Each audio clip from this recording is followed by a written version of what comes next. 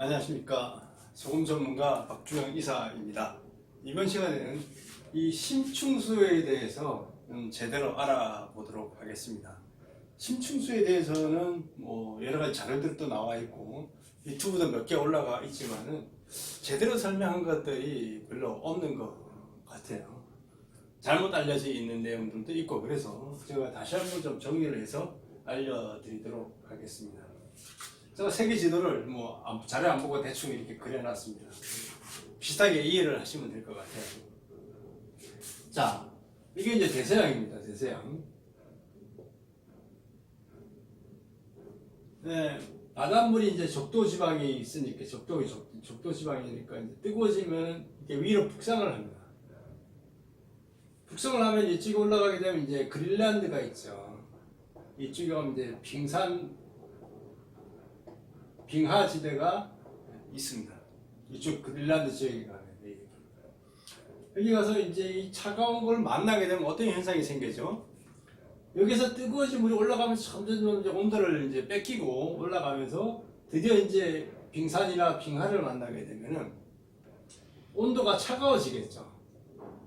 물은 온도가 차가워지면 무거워집니다. 사도실대가 제일 무겁다고 하는데 온도가 차가워지면 무거워지니까 이렇게 가라앉게 되겠죠. 밑으로. 또 하나 뭐가 있냐면은 여기 가서 물이 얼게 되면은 바닷물도 옵니다. 그죠? 온도가 낮아지면 얼어요. 영하 20도 이렇게 가면 얼어버리는데 물이 얼게 되면은 소금이 같이 얼지 않고 소금은 빠져나와요.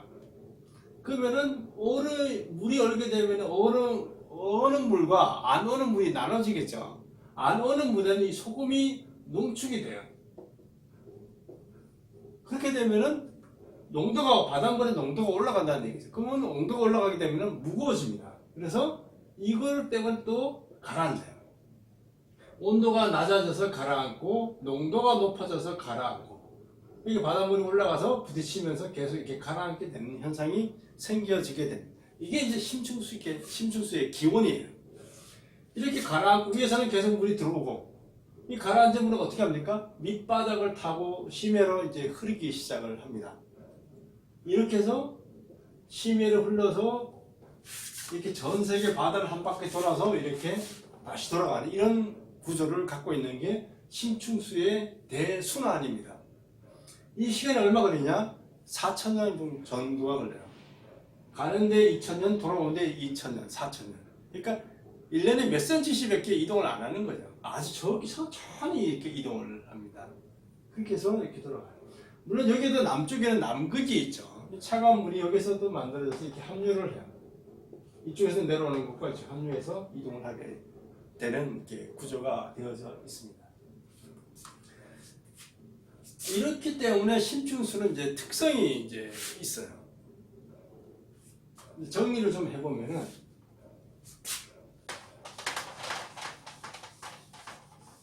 일단은 아까 온도가 낮다라는 특성이 있어요. 그죠?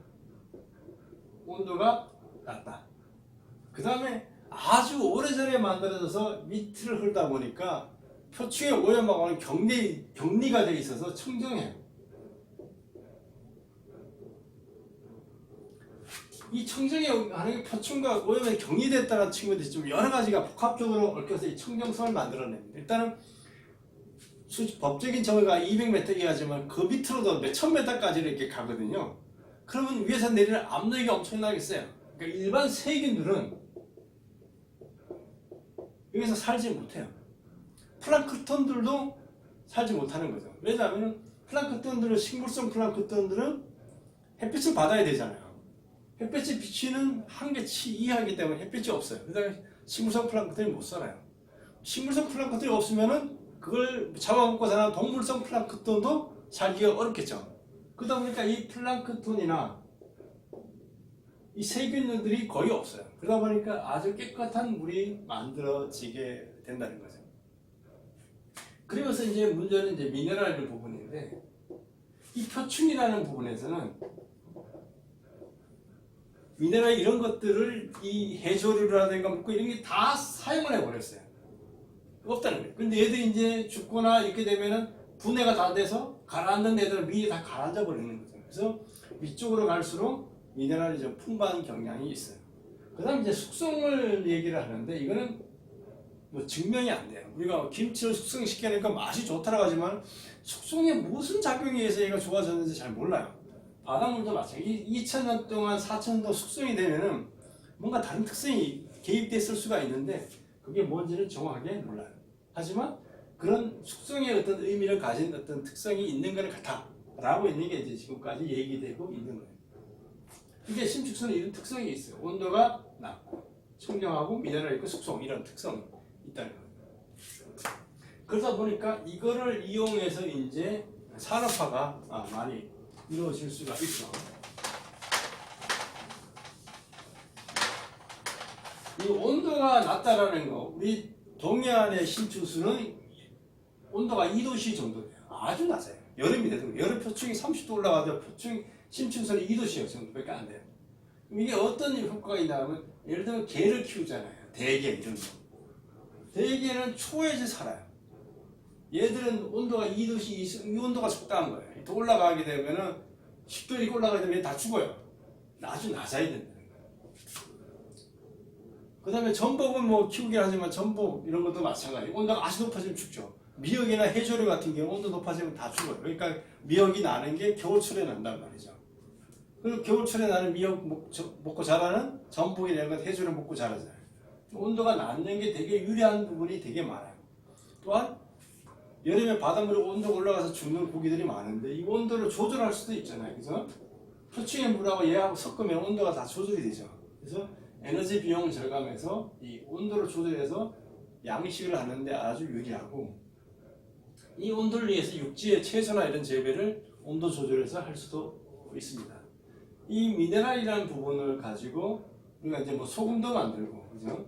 그래서 미네랄 뽑아가지고 화장품도 만들고, 그 다음에 이 소금이라는 게 이 소금을 가지고 뭐 된장, 고추장 이런 김치랑 여러 가지 만들 수 있잖아요. 아주 다양한 제품을 만들 수 있는 토대가 되고, 여기서 또 물을 뽑아낼 수가 있죠. 바닷물에서. 이게 이제 물 뽑아내는 것도 이 표층수 가지고 해수 담수를 하는 경우도 있어요. 도서지방 같은 경우 이렇게 있는데 이게 문제가 많은 게 이 표층수는 깨끗해 보이지만 여기는 플랑크톤들이 엄청나게 많고 세균들도 있고 물고기 알 이런 것들도 많고 엄청나게 사진 보면은 지저분해요.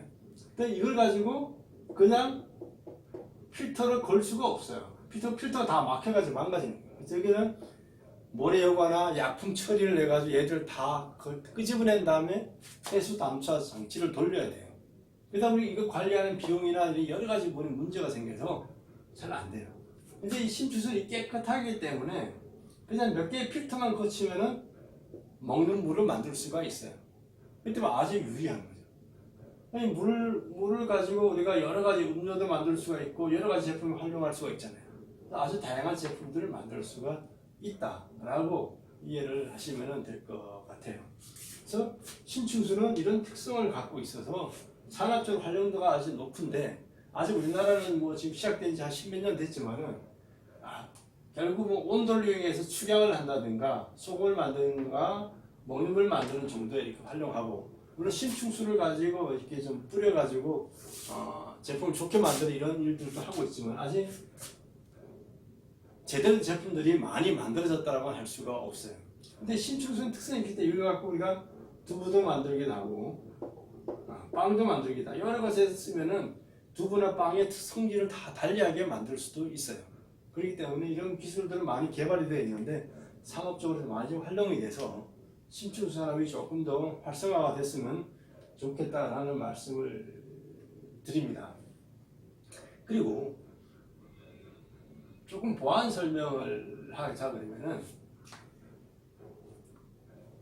이 심층수는 없어지는 물이 아니에요. 왜냐하면 계속 올라가서 계속 여기서 계속 생기는 물이잖아요. 돌아가서 다시 돌아가고 다시. 그렇기 때문에 이게 자원 고갈의 염려가 없어요. 이게 대단히 중요한 키포인트죠. 우리나라 동해안의 그 물의 한 90%가 심층수라고 알려져 있는데 이렇게 무한히 꺼내서도 돼요. 그렇기 때문에 앞으로 향후 이 자원의 이 한정된 자원 속에서 이 심층수는 무한 재생 반복되는 자원이기 때문에 활용도도 높고 계속 사용할 수 있기 때문에 그런 이점들도 있는 물이라고 할 수가 있습니다. 사람들이 심층수는 바닷물이 아니라고 생각하시는 분들이 있는데 바닷물이에요. 바닷물인데 다른 특성을 갖고 있는 바닷물. 쉽게 말하면 우리가 육지에서 안반수를 생각하시면 돼요. 표층에 있는 겨울물이 있을 수가 있고 안반수가 있잖아요. 똑같은 물이죠. 하지만 안반수와 표층에 있는 겨울물은 달라요. 깨끗함이 다르고 미네랄 함량이 다르죠. 그런 다름이 있는 물이라고 이렇게 이해하시면 돼요. 그래서 바닷물 속에 있어요. 근데 심층수 취수하는 부분은 여기다 이제 파이프라인을 설치를 해서 이제 뽑아 올리게 되는 거죠. 왜냐하면은 이게 연안이에요. 이게 바다. 이게 200m 이하를 가야 되잖아요. 그러려면 가야 돼요. 200m가 우리가 뭐 상당히 깊지 않은 걸 생각, 200m 가는 건 되게 멀어요. 울진 같은 데는 200m 깊이까지 가려고 그러면은 한 20km를 나가야 돼요. 근데 이제 강원도 고성, 제일 북쪽에 있는 고성 같은 경우는 한 4km 정도만 나가도 돼요. 울릉도 같은 경우는 한 2km 정도 나가도 수심이 훨씬 내려가요. 왜? 섬이니까 이렇게 돼 있죠. 그러니까 지역마다 이게 달라요. 뭐 강릉은 한 8km 뭐 이렇게 나가야 되고, 속초는 한 뭐 6km 이렇게 나가야 돼요. 되죠. 근데 이제 200m 딱 가가지고 할 수는 없잖아요. 그래서 우리나라는 뭐 1000m에서 끌어올리는 물도 있고, 1500m도 있고, 600m에서 끌어올리는 바닷물도 심층수도 있고, 여러 가지가 달라요. 근데 어쨌든 법적으로 200m 이하면은 다 심층수이기 때문에 비슷하다라고 보시면 됩니다. 어쨌든 심층수란 소중한 자원 우리 곁에 있기 때문에 이걸 앞으로 활용해서 좋은 제품들이 좀 많이 나와서 많이 판매가 되었으면 좋겠습니다. 감사합니다.